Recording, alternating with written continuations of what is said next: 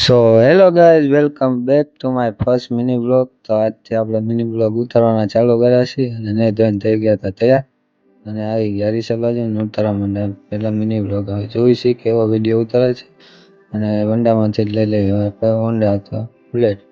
તો આજે તો કેટલા દિવસનું બુલેટ બહાર કાઢ્યું નહોતું, બુલેટ લઈને આજ જશે તો અને બુલેટ ઉપર ચડી ગઈ હતી તો જાજી બધી ધૂળ. પેલા બુલેટને કરી નાખી સાફ. બુલેટ સાફ કરીને આવી ગયા હતા આપણે ભાઈબંધો પાસે બેહવા અને ભાઈબંધોને પણ મિની બ્લોગમાં લઈ લીધી અને ભાઈબંધો લાવ્યા હતા ગલુડિયા માટે છાશ. તો ચાલો પેલા ગલુડિયાને પીવડાવી દેવી છા.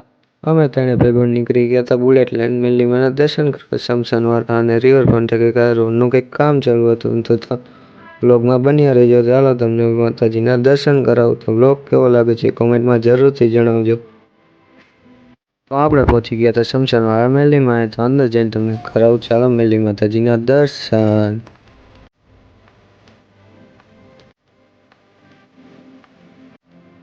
પછી શું અમે માતાજીના દર્શન કરી નીકળી ગયા હતા ઘર તરફ.